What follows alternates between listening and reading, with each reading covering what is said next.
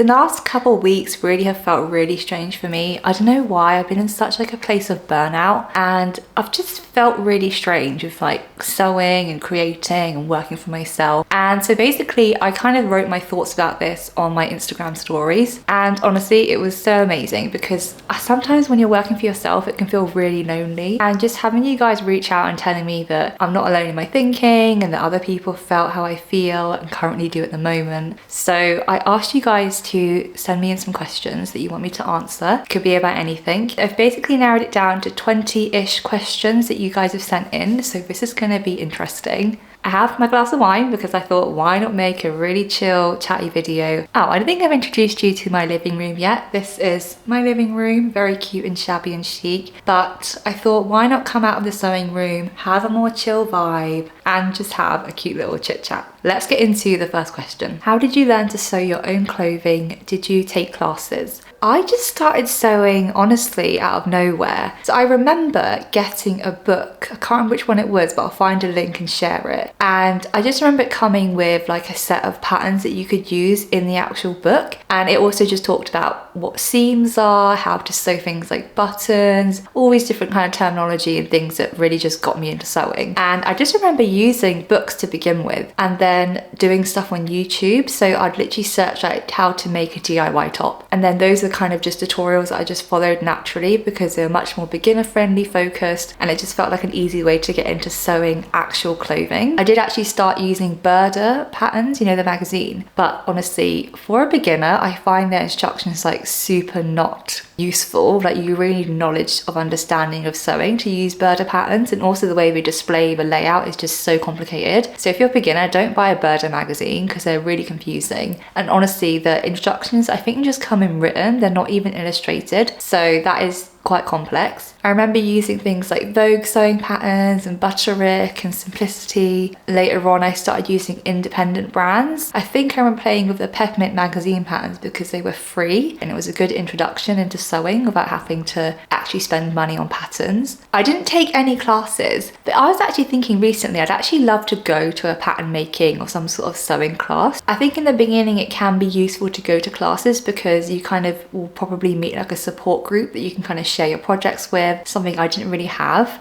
But if I would go to one now, I would definitely probably look for much more of an advanced one and probably more aimed at pattern making. Not a question, but I'm also in a slump. You're not alone, just make sure you vocalize it. Oh, thank you so much for reaching out and saying that. Honestly, sometimes I feel like when I'm in a slump, especially a creative slump, it just feels so lonely and isolating, especially when you're working for yourself because you haven't got someone to bounce off with like that. Obviously I have my partner, but I don't always want to put all my stress onto him. I think as well, because now sewing is my job, it can feel really hard to actually be really self-motivating because it used to be a hobby and something I did in my downtime and made me feel really relaxed, but now it feels like I have to be productive.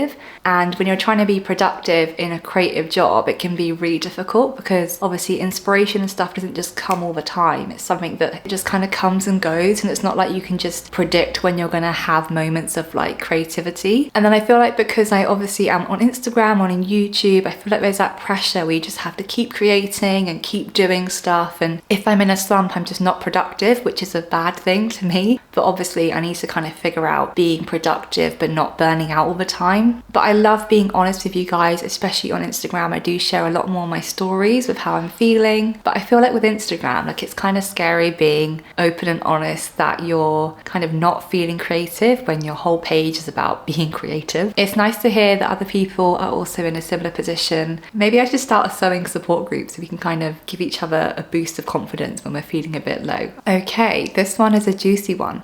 How much do you earn selling sewing patterns every year? Thank you so much. If you know me and you're a close friend of mine, I am so open with numbers. I just feel a bit uncomfortable giving like exact numbers online for everyone to see. I used to be a graphic designer, And my last job full time, I was earning around, I think it's around £48,000 a year. Yeah, in the like high end 40s, definitely. I can definitely say I'm earning more than that now, currently working for myself full time. And yeah, it's kind of hard to give like exact numbers because honestly, when you're a sewing pattern designer, your months go up and down, especially if you're having new releases, because when you have a new release, you'll have a really good month typically. Throughout the year, obviously, it just changes. It's different. It depends on people's buying habits. If you have regular sales, all those things make a big difference.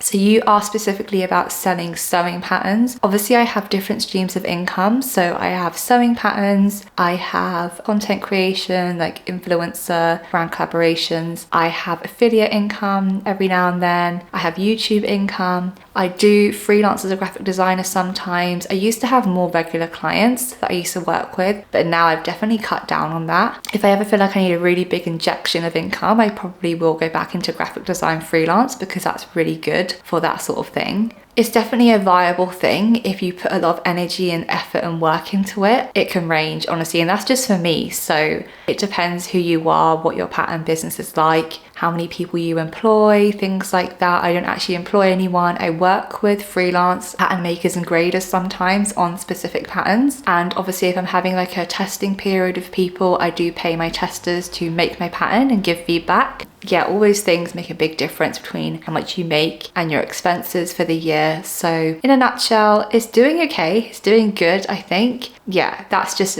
I mean, your question was specifically about selling sewing patterns. So selling sewing patterns can be a lucrative business, but for me, I find that having like multiple streams of income is where you can really, I guess, diversify how much you can actually make. Kind of a non-answer, sorry. I mean, if you're like a really close friend of mine and you want to know the exact numbers, I always tell my friends things like that, but some things you just gotta keep personal, and that's completely fine. That's the thing I want to say as well, actually. I know like lots of people give income reports and like are really transparent with how much they make. My point is that you don't always have to put everything out there for everyone to see. You can totally have private things about you, and that's completely fine. That's something that I believe in. I definitely earn more than I do now than I did working as a graphic designer.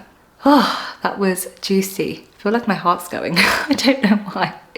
Okay, next question. Do you make patterns full time or work elsewhere? So I guess that's really similar to the previous question, I guess, a bit. I have different streams of income, so I do predominantly spend a lot of my time trying to make patterns that will become future patterns. I do try to spend a lot of time cultivating relationships with brands that I want to work with and do partnerships with. I do obviously sometimes do graphic design work, and when you're a graphic designer, you can charge whatever you want for a day rate, and I try to charge like a good amount. So obviously it's worthwhile me actually pursuing that. It's definitely a balance. It's hard to like kind of navigate all these different things, and it's weird, like when you're working for yourself, I feel like you have lots of different things that all make up into one salary, and that's totally what my vibe is. So I have lots of different streams of income and they all come into a salary for me each month. Do you like working for yourself? This is an interesting one because I feel like when you're working for someone else, so you're working for a company, your dream is to work for yourself, right? Because you want to have that freedom and flexibility. But I honestly didn't realize how much self-motivation you need to have, because you are probably the only employee unless you're working with someone. And that I actually find really difficult. I kind of miss having colleagues and people to bounce ideas off with like that. So I do love working for myself in the terms that obviously I'm really flexible. Like if I want to do something one day, I can literally just get up and do whatever I want. I don't have to have a specific schedule. I honestly hated with jobs like having to book holiday off, like such a weird concept to me, because it feels like you only have like a set amount of days a year you can kind of enjoy yourself. I love that aspect, that if I want to go see my family for a week, I can just drop everything and do that. I do find working for yourself is much more complicated, and it is definitely not for people that aren't self-starters or self-motivators, because you need that energy. Obviously I have like sprints of it where I feel really motivated and I can do it. Then obviously, like anyone, I kind of have those moments where you're just like, oh, I don't know where to start. I don't know what to work on today, because you can't always see like clear progress like that. Like when you're working for a job, you have clear goals that you have to hit and they're already kind of predetermined. But when you're working for yourself, you kind of have to make your own goals and measure success in a different way because it's not all contributed in the same way. And that's confusing because I feel like I could do something for a whole week and that might not be the right thing to be working on in terms of like how financially beneficial it is for what I'm doing. So that's confusing because you have to figure out where to spend your time and where not to spend your time. I can't imagine working for another company again full time. I was umming and ahhing of like working back as a graphic designer part-time because I think it might be a nice way of like still getting that social aspect of like working. But then again, I can't imagine like having to follow someone else's guidelines of how to work and when I can do things. I feel like I'm totally in the self-working mode now. I can't imagine going back, but it is not for the faint-hearted. What made you decide to start your own business? Such a brave step and well done too. Oh, thank you. So I decided to start my own business on the side while I was working, and essentially like everyone, I kind of wanted to make something that would give me passive income so I wouldn't have to always work full time in the same way. And naturally I just really obviously enjoyed sewing, and I still do, but it felt like a really fun creative task that I could do and I can imagine making into a full-time income. Honestly, I just started making patterns in my spare time and then realized that people really liked them on Instagram and wanted to make them, and it felt like a natural way of getting into monetizing sewing in a way. Best decision I've ever made, honestly. I can't imagine not having done that. And the idea that you can literally just change career paths through something you've self-taught yourself is crazy to me. I'm also someone that just doesn't really care. Like, that sounds really bad, but I kind of don't. Like, you know, whenever I worked for somewhere and people just felt like they were all in on the company, like that was their life. I just never felt like that for me wherever I worked. I don't know, I never had that feeling of like I was making a difference. So that just kind of pushed me further away as well. If I ever do go back into work again, I think I'd freelance like I had before. But if you want to start your own sewing business or small business in general, honestly, give it a go, especially giving it a go while you already have a full-time job. So it's not something you have to rely on straight away for income, because it can take ages to start up and you're probably going to make mistakes, and it's just good to get that out of the way now while you have something else supporting you financially, rather than actually just jumping straight in and having to make it happen. But if you have an idea that you really want to do and you might be a bit afraid that, you know, what are people going to think and things like that, it's your life, and why not try something new? Why not see it through? You don't know what's going to happen. I just think life is too short to not try things out, because you can honestly never know what might come of it. Did you teach yourself pattern drafting?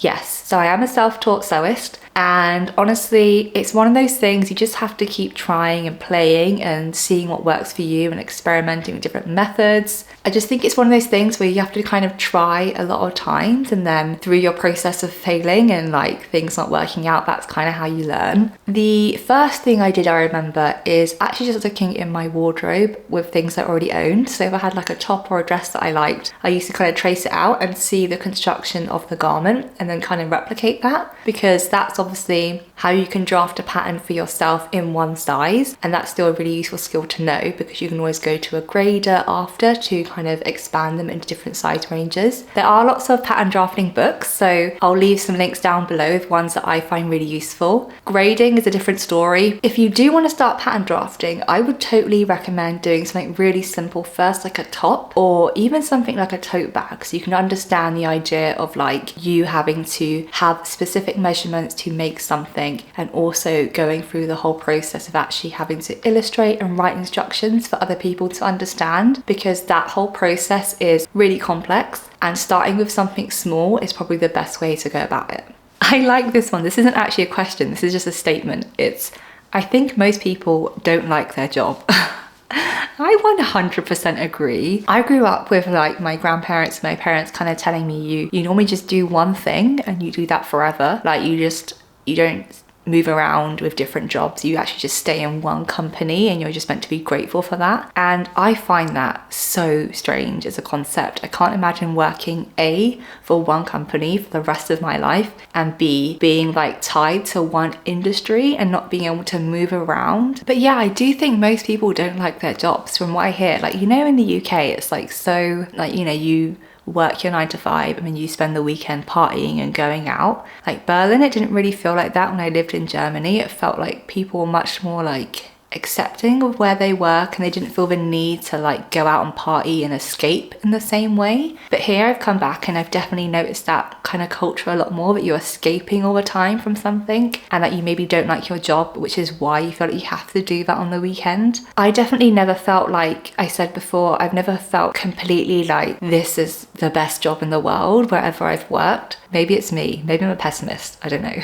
Oh, another not a question. So not a question, but I just started sewing and I can say you're my fave to watch and learn from. That is so sweet, honestly. When I get feedback from you guys that you actually love my content and you love what I produce and my sewing patterns, it just makes everything feel like it's actually worth it, like I am doing something for good in the same way. To think that you've just started your sewing journey and you follow me and like my content is just so rewarding, because I want to make content and patterns that are easy for beginners to understand, to make stylish clothes, to have fun with sewing. That's literally why I do what I do. So it's just so nice to hear that you appreciate what I do, and thank you so much. Is the sewing pattern business profitable for you? I struggle to keep my sales up. Sorry to hear that. Honestly, businesses in general are so up and down. Even my pattern sales, I find they do definitely go up and down by month, depending on what I've released. Sometimes I wouldn't have even released anything that month, but I've had like a huge spike, or the opposite will happen where it just goes down for no reason, even though I have the same amount of customers.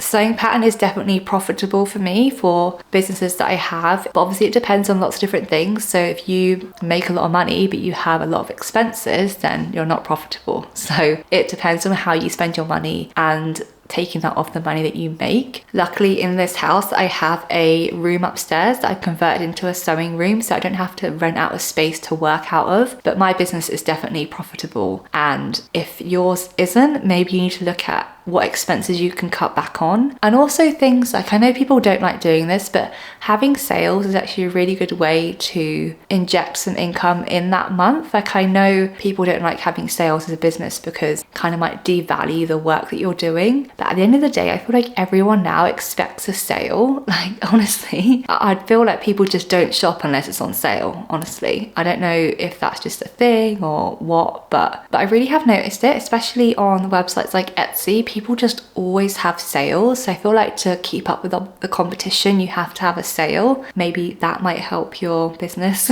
I also have noticed that I need to like almost make a pattern like once a month sort of thing to keep up that momentum of like people wanting to buy from me. And I don't know, but like I'm always working on something brand new. It's difficult, honestly, but keep going at it. And if it's something you're really passionate about and you want to put more time and energy into it, hopefully it will become a bit more profitable for you.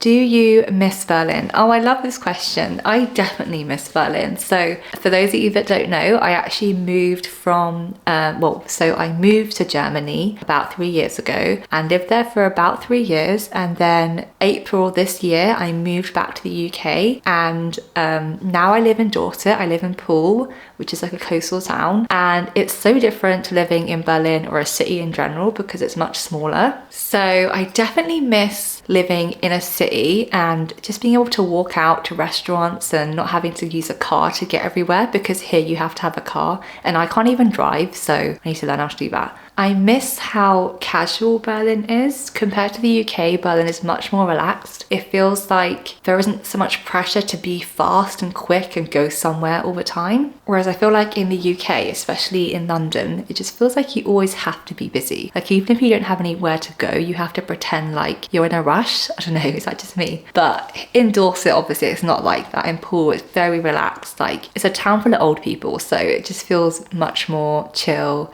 It feels like everyone's retired, which is totally my goal, but probably gonna have to work till I'm 60 anyway. Weirdly, I actually miss German people. I didn't think I would, but I don't know, I miss hearing the accent. You know, I went to Fabricland recently. The actual lady who cut my fabric was German, and I nearly said thank you in German as I left, like out of habit, because I have learnt a few German words, obviously from living there, and that made me miss it a bit. I remember just thinking like, oh, I remember Berlin.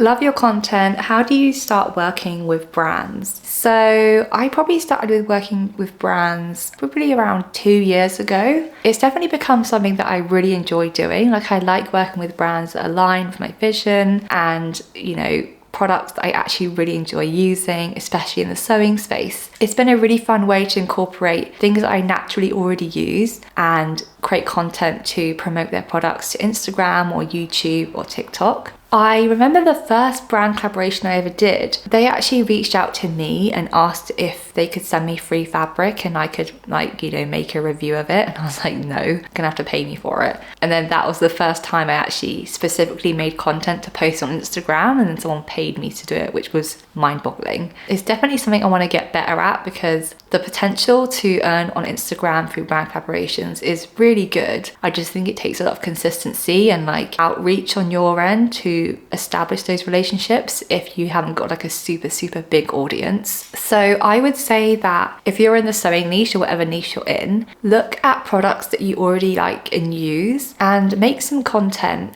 using their products and post it on your page, but don't make it feel like a collaboration. Make it feel much more, I don't know, relaxed, and like it's not like an ad. It's because you naturally use it.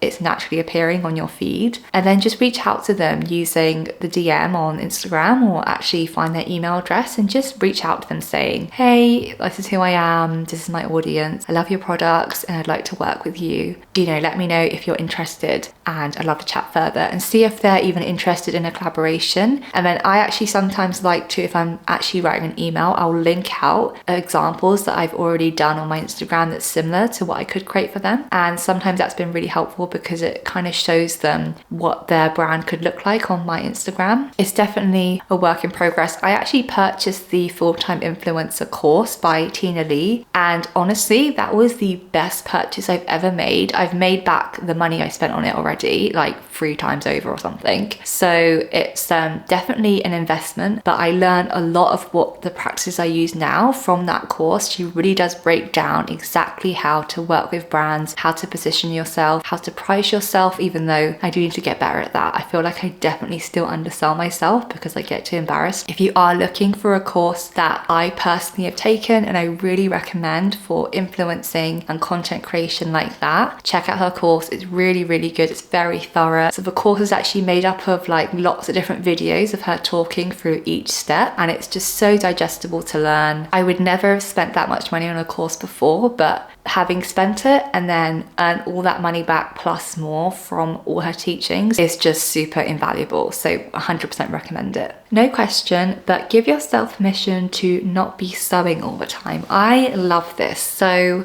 I wish this was the case. But when you have a sewing pattern business, especially when you're trying to be a content creator online, I feel like in the sewing niche, you have to be sewing all the time and sharing your process, which is exhausting. Like, I love sewing, but I don't always like to actually document it and have to make it form a piece of content for it to be online. So this is what I have definitely been struggling with, because I feel like if I'm not sewing all the time, I'm not being productive. And I've actually been thinking of deleting some people on Instagram that I just naturally, I don't know, I compare myself to, and I shouldn't do it, but it's hard when you go on Instagram and people are just making new patterns all the time and getting really good engagement and just feels like they have a really good community. It's hard not to compare yourself to that. And I think I am just gonna have to unfollow a bunch of people, because it's not them, it's definitely me. I feel like I naturally just compare myself to people when I shouldn't. It makes me feel kind of jealous that what they have, and I can't help but compare myself to it. So I think the best course of action is just to unfollow and work on my own path and see where that takes me.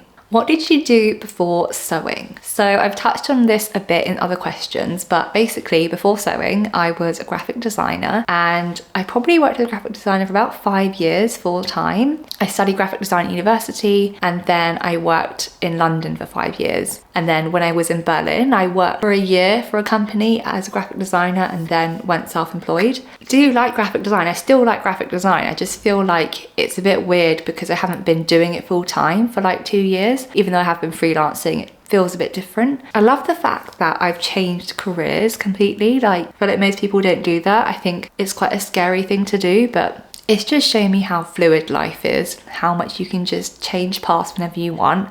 Obviously circumstances are different, but it's definitely made me realize I don't have to do one thing forever. I can definitely just hop around and see what fits, because I think there's too much pressure on finding the perfect thing and sticking with it forever. I do have to say though, doing graphic design definitely gave me like such a step up when doing sewing patterns, because obviously I already know how to design and illustrate and make the booklet to kind of show people how to sew. So that was a huge step up. If I didn't have those skills, I'd have to outsource that to someone else to design for me. So I already knew how to use InDesign, Illustrator, you know, Premiere Pro, After Effects and things like that. So that was definitely useful to know. And then I took those skills and then obviously used that to create a sewing pattern business. I'm making my first pattern. How do I put it out there? I feel like I'm overthinking it. This is a hard one because first of all, congrats that you're making your first sewing pattern. That is absolutely amazing. I hope you've not done something super complicated, because that can be really tricky to get your head around. With my first sewing pattern, I literally just put it on Instagram and on my website at the time, and then people naturally just started making it. I think there's too much pressure on putting your first pattern out there and then it becomes super successful and like blows up. Like that probably won't happen. That definitely didn't happen to me. I think with a sewing pattern business, you definitely just need to make a few patterns before you really get into the groove of it. And then naturally, if people like what you're releasing, they'll make it too. It's definitely helpful to have an Instagram because you can obviously have a hashtag and people can see everything that people have made with your pattern. I personally, whenever I'm looking for a sewing pattern to buy, I always look at the hashtag first, because then I can see what it looks like on other people. But have fun, honestly. It's so fun releasing your first pattern. It feels like such a scary time to actually press like, you know, live. It's a journey. It's one you're going to really love. Don't put so much pressure on this first pattern having to be amazing. Like obviously it's about building your skill set, making a bundle of patterns that will become you. Like for example, if I had to say my two best-selling sewing patterns, they'd probably be the Ria dress, which is one of my first patterns, and the Naya t-shirt, which is one I've only just released this year. I think I have around 15 patterns or something like that. I can't remember off the top of my head, but that just shows you that I feel like more is more in a way. I feel like you need to have a bundle of patterns for people to discover you, and then they'll find what ones suit their style and hopefully become a repeating customer. I know it's scary, but you're definitely not overthinking it. I think it's normal to feel like that. Honestly, you're putting something out there in the world you've put a lot of time and effort and work into, and it is scary to think, you know, do people even like it and what are people gonna say? But the fact you're doing it is just something to be really proud of. So this one relates to the last one, and it's tips for what to focus on when starting a pattern business. So I think with me, I personally made patterns that I would wear. So that's kind of how I developed my own style with what I make. It's always clothing that I personally would wear. So again, I think I would just focus on making a bundle of patterns. So you're not putting too much pressure on just one single pattern, because that can just feel really overwhelming. If you have a set of 4 or 5 different patterns at least to start with, it makes it feel like a bit more professional, I guess, because you don't just have one thing on your website. And if people really do like the one pattern they've tried, they can go ahead and then buy the other patterns that you've made because they like your style.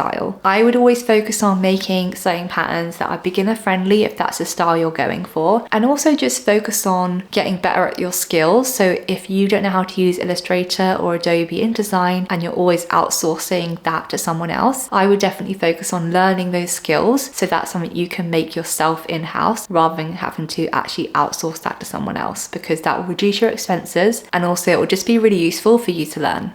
How long have you been with your boyfriend? That's such a sweet question. So first of all, I hate the term boyfriend. I don't know why. I find it really cringy. I always say partner because, I don't know. We have been together for nearly 10 years. I think in January it'll be 10 years. So Kieran is my partner. We met in university. We both did graphic design together. So we're on the same course. And it's been crazy. I can't believe it's been nearly 10 years of being together. That is nuts. So we both moved to London together, and then we moved to Berlin, and then now we've moved into our first home together. So it's just amazing. So I feel like we've done so much already in only 10 years. It's been nice as well because the reason why we moved to Poole and not London is because his family live in Poole. When we lived in Berlin, it definitely felt like it got quite lonely, just us two in a new country with like no family or friends really around. And I really missed having that family connection. So I'm glad we live in a city now where we actually have family, because it can definitely feel really lonely if if you move to a new country and don't know anyone apart from your partner. So yeah, nearly 10 years going strong. That is nuts. What sparked your initial passion for sewing? Okay, this is a nice question. I remember doing art at school, and then obviously I did graphic design, so I was like naturally creative. I remember making a skirt. It had like a black waistband and then like a pink bottom. But yeah, I just remember one day coming home being like, I'm gonna start sewing. I remember my friends at the time were like, what? I think I like the fact that with sewing, you're making something physical with your hands. And at the time, obviously I was staring at a screen all day because I was doing graphic design full time, and it just felt like a nice way to not look at a screen, do something physical, and actually have like a piece at the end of it, so you kind of have something to show for when you finish sewing. And then obviously growing up, I am Indian, so I come from an Indian household, and I just remember going to different tailors all the time when we were young and getting like custom Indian outfits made for us, and they used to like actually measure our body and make something specific for us, which I really liked. And I think naturally I just thought, I want to make something. Like I want to make clothes and wear it. I always went into sewing knowing I didn't want to make like a bag or like something boring. I always wanted to make something that I could physically wear and show people that I've made. And then I feel like once I just started sewing, that was it. I just fell in love with it. Okay, so this is the last one I'm going to do. How do you sew so many things? Good question.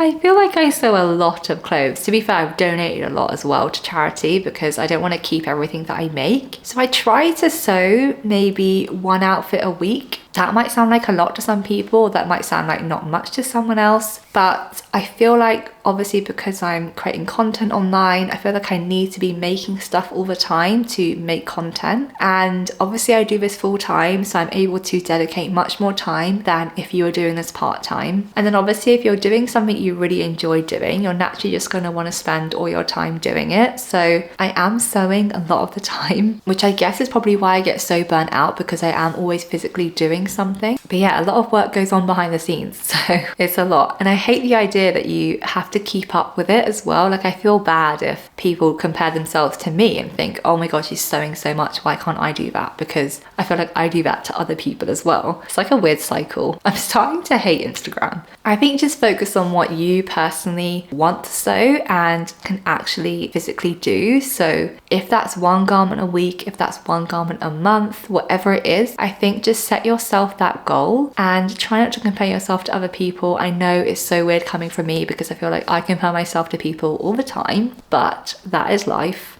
and it is dark outside.